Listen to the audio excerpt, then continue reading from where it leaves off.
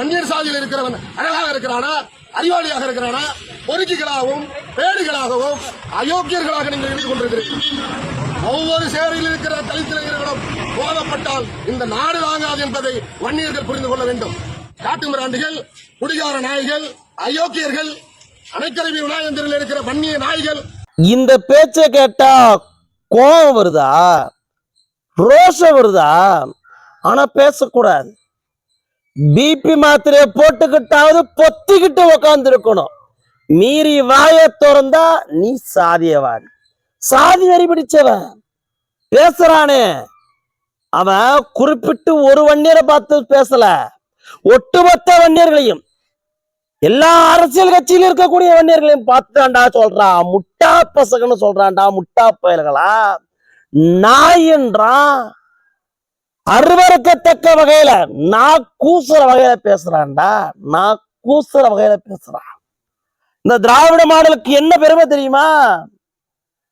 பேசுறவன் ஒரு அரசு பள்ளியினுடைய ஆசிரியர். வெக்கக்கேடு, வெக்கக்கேடு. வெட்ட வெளியில இப்படி பேசக்கூடியவன் வகுப்பறையில எவ்வளவு வன்மத்தை விதைப்பான், எவ்வளவு வன்மத்தை விதைப்பான். இந்த ஆட்சிக்கு இது வெக்கக்கேடு இல்லையா? சாதிய மனதை கொண்ட இப்படியாப்பட்டவர்கள் தான் அரசு பள்ளியுடைய ஆசிரியர்களாக இருக்கிறார்களா என்கின்ற அச்சம் நமக்குள்ள என்பது.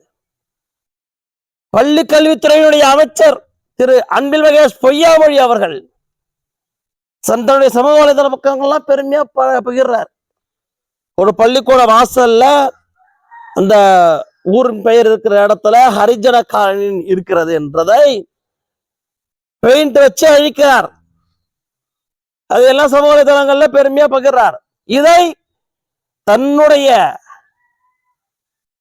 துறையின் கீழ் பணிபுரியக்கூடிய ஒரு ஆசிரியர் இப்படியான சாதி வெறிபிடித்து சாதி மோதலை ஏற்படுத்தக்கூடிய தூண்டக்கூடிய ஒரு பேச்சை பேசி வன்மத்தோடு வன்னியர்களுக்கு எதிரான விஷமத்தை கற்கக்கூடியவன் ஒரு பள்ளியினுடைய ஆசிரியரா நீடிக்கிறான் என்றால் இது இந்த திராவிட மாடல் ஆட்சின்னு சொல்லிக்கிட்டு இருக்கிறீங்களே, இந்த பள்ளி கல்வித்துறை அமைச்சர் அன்பில் மகேஷ் பொய்யாமொழி அவர்களே, இது உங்களுக்கு பெருமையா?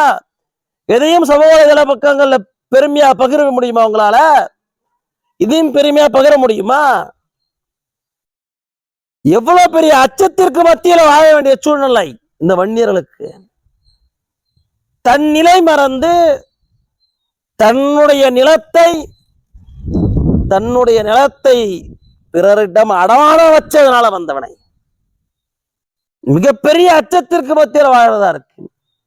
நேத்து ஒரு ஊசிக்காவை சேர்ந்த ஊராட்சி மன்ற தலைவர் விழுப்புரம் மாவட்டத்துல தண்ணி கேட்டு போராடுறியா, உன் மேல சாதி மோதலை ஏற்படுத்துறன்னு சொல்லி பொய் வழக்கு கொடுப்பேன், ஜேசிபி வச்சு வீட்டை தரமாட்டமாக்குவன்னு ஒரு பெண்மணியை உள்பட நான் கூசுற வகையில அருவருக்கத்தக்க வகையில அவர்களுக்கே கற்றுக் கொடுத்த அரசியல் நாகரிகத்தின்படி அசிங்கமா பேசுறான், அசிங்கமா பேசுறான்.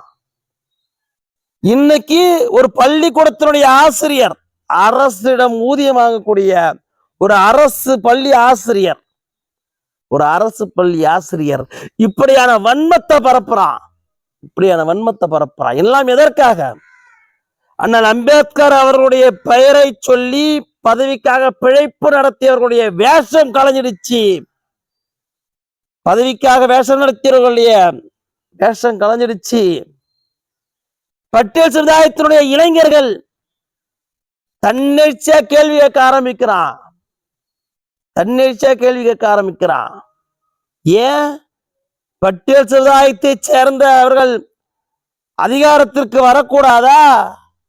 இதைத்தான பலரும் சொல்லிட்டு இருக்கிறாங்க. அப்படி சொன்னா பாமக தலைவரை எங்களுக்கு எதிரியா சித்தரிக்கிற, அப்படி சொன்னவங்களை கட்சியை விட்டு நீக்கிற, அப்ப எங்களை மீண்டும் அடிமைப்படுத்துவதற்காகத்தான் இந்த இயக்கமா என்று பட்டியல் சமுதாயத்து இளைஞர்கள் கேள்வி கேட்டுட்டாங்க. குற்று வெளிப்பட்டுடுச்சு, இதையெல்லாம் மூடி மறைக்கணும், திசை திருப்பணும் என்பதற்காக இப்படியான சாதிய மோதல்களை திட்டமிட்டு தூண்டி விடுகிறீர்களா என்கின்ற கேள்வி அடிப்படையா எழுமா எழுதா